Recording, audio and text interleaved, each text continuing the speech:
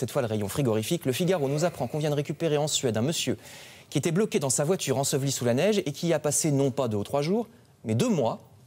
Deux mois bloqué dans sa voiture. Il a survécu en mangeant de la neige. Alors je suppose qu'il va quand même lui falloir maintenant un petit peu de repos et de surveillance médicale. Le Darwin Award, le prix décerné à la mort la plus bête, c'est vrai ou pas, Léon? Probablement. Il semblerait qu'un monsieur, celui qui a gagné, il est mort sous 120 kilos de caca d'un éléphant. Pardon.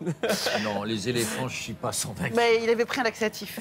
Vous finirez après l'émission. Attendez, du haut de quoi? Vous allez m'expliquer ce que c'est que le revue de qualité. Attendez, je vous donner la parole à un homme de terrain. Vous n'y connaissez rien. Vous n'y connaissez rien. Docteur, oui, j'étudie, je travaille et c'est mon métier. Vous êtes journaliste, mademoiselle. Docteur, silence. Merci. Vous êtes journaliste, c'est pas votre job. Moi, je suis médecin, c'est tout.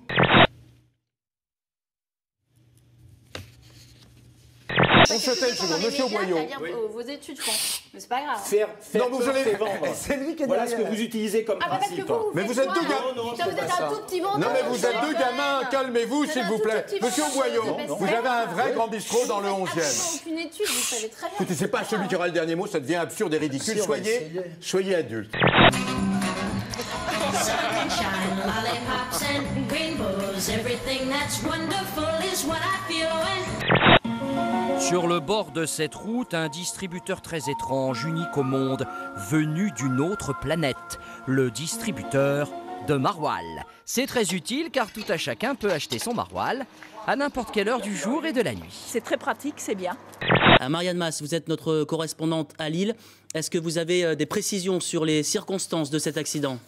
Le drame nucléaire et la crainte d'un blocage du détroit d'Ormuz contribuent depuis 2 mois à... Marianne Mas.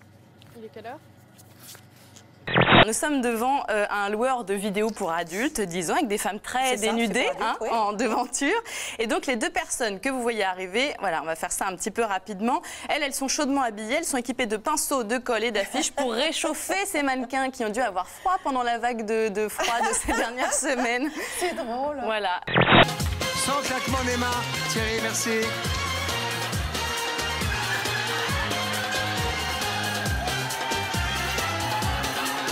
Mais ça va pas. Ça va pas.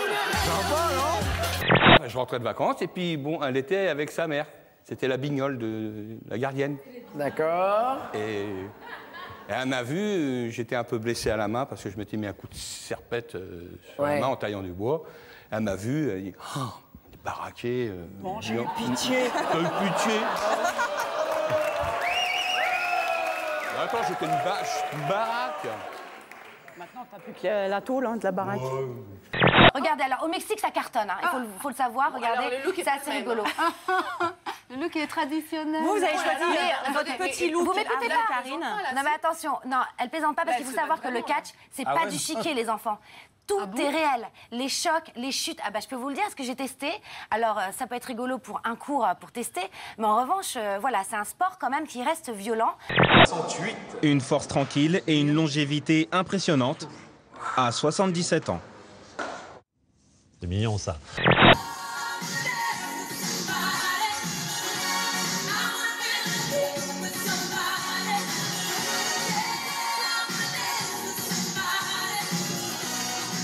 On a de quoi vous réchauffer, Mathilda. Vous allez bon voir, il y a quelques... Non, non, mais attendez, que les choses soient claires. Ah bah, ce qui est dit. Non, mais laissez-moi aller jusqu'au bout de ma phrase.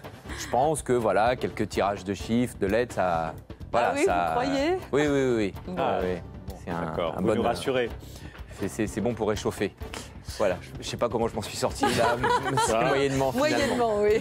Dans l'étude de quel astre le sélénologue est-il spécialisé? Dans l'étude de quel astre? Oui, sélénologue, il est spécialisé dans l'étude du haut carré cache. Carré.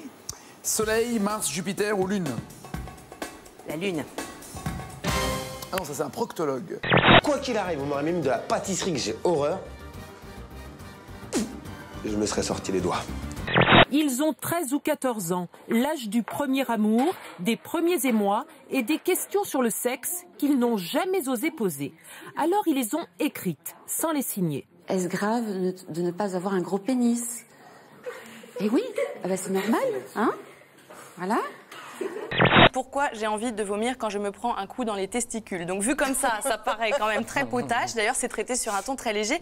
Mais le fond est là. On apprend que l'explication est très scientifique, que ça n'a rien de psychologique, que tout repose sur le plexus solaire, qui est un réseau de nerfs en fait qui distribue à la fois la rate, l'estomac, le foie et qui est directement relié aux nerfs spermatiques.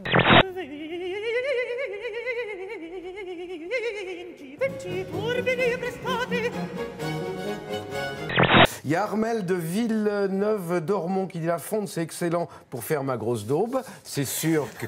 Quoi c'est vrai qu'une grosse daube dans de la fonte, c'est bien.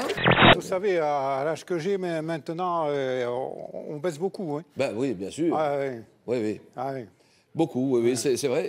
Tu sais combien de fois ma mère elle a poussé pour que je sorte? Non. Une fois. C'était sorti. Ouais. Elle va dépérir parce qu'au fond, elle aime l'amour, elle aime les hommes, et elle va essayer de devenir une sainte, elle va réussir. Mais lui, il va se rendre compte trop tard qu'il était très follement épris d'elle. On aurait dit aujourd'hui qu'il kiffait un max. Waouh, comme tu parles, mon Fredo. C'est pour ça que j'aime pas le silence, parce que le silence, on subit des choses. Donc je me suis fermé comme, pas comme une hutte là, mais comme un Saint-Pierre, et j'ai pris sur moi. Oui, évidemment. On va faire attention, là.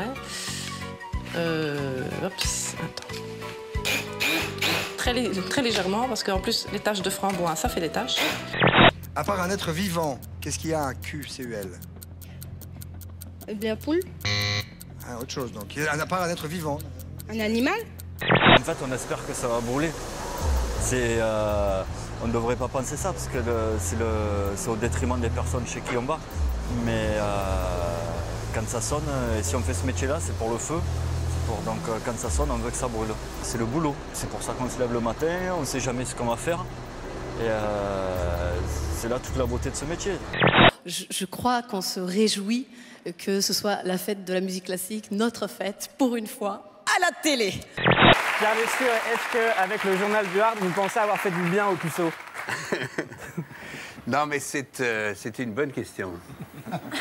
Car il y en a un grand nombre, malgré la modernité. Très bien, on va se quitter là-dessus. Hein.